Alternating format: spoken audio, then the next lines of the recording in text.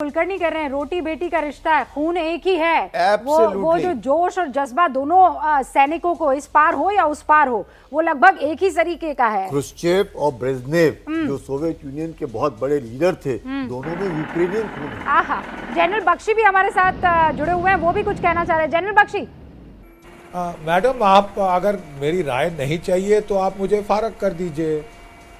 Just because मैं यहाँ बैठा हूँ, आप मुझे कहने का मौका ही नहीं कुछ दे रहे हैं। मुझे आप देखिए, मैं आपको कुछ चीजें बताना चाहता हूँ एक बारी फिर। हाँ, वो तस्वीरें ज्यादा दिख रही हैं। मैं तो यहीं बैठा हूँ मैडम, आपका कैमरा लगा है सामने। नहीं, आप कैमरा लगा है general Bakshi, but I must tell you that I couldn't see you on screen.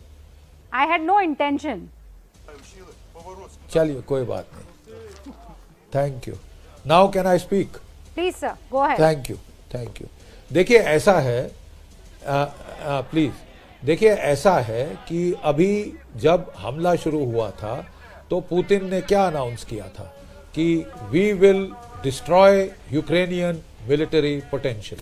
How do you destroy military potential? You bring Ukrainian troops to battle and you kill them, destroy them. Isn't that what is precisely happening? ठीक है साहब। Number 2, उसने कहा था denazification, which is shorthand for regime change. Regime change अगर उसको सिर्फ करना था तो वो बड़ा आसान तरीका ये था कि प्रिसिशन गाइडेड म्यूनिशंस लेके ज़ेलेंस्की जो उनके प्रेसिडेंट है, जो उनके पॉलिटिकल लीडरशिप है, उसको ठोक दे, जो प्रेसिडेंशियल पैलेस को तबाह कर दे, जो मिनिस्ट्री ऑफ डिफेंस उसको तबाह कर दे, जो मिनिस्ट्री ऑफ इंटीरियर को तबाह कर दे, उनको भी चाहिए मिनिस्ट्री ऑफ इंटीरियर को तबाह कर दे। और वो जो है सारे कमांड एंड कंट्रोल नोड्स को तबाह करना मुश्किल नहीं था। अगर आपके पास वो मोबाइल है, आपका ऑन है, तो आपको जीरो कर दिया जा सकता है। तो वो देखिए, साथ साथ जो है यूक्रेनियन मिलिट्री पोटेंशियल भी डिस्ट्रॉय कर रहा है।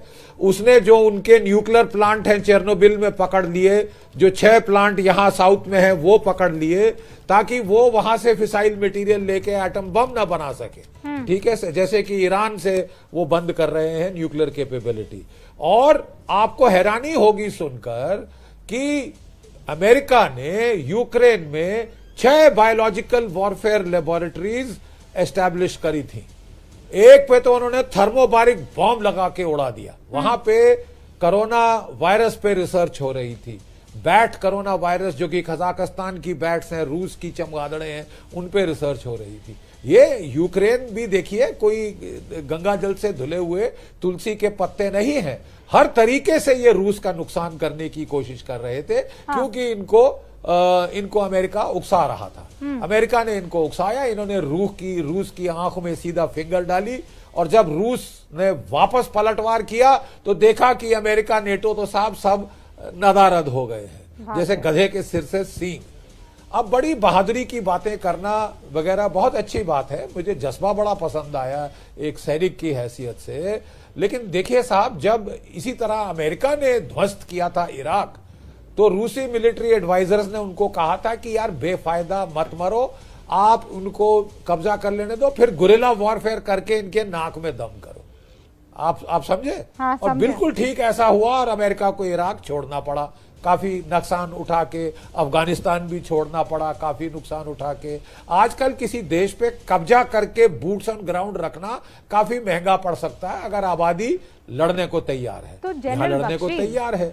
तो मेरे ख्याल से जो रूस का जो ऑब्जेक्टिव है। हाँ जी। हाँ जनरल बख्शी, फिर सवाल ये है कि आज बातचीत होने वाली है, अभी कुछ ही देर में हम एक ब्रेकिंग चला भी रहे थे, और मैं आपके खौफ में मैंने आपको रोका नहीं, क्योंकि मैं आपका दोबारा गुस्सा बर्दाश्त नहीं कर सकती। आप मेरे बड़े सीनियर हैं, मुझे आपसे बेइंतहा मोहब्बत है।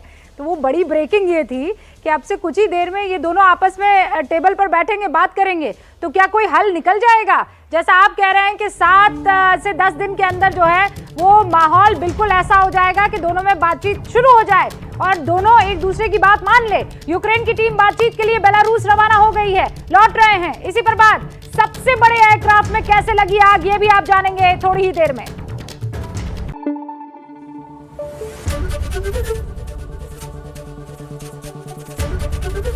एबीपी न्यूज आपको रखे आगे।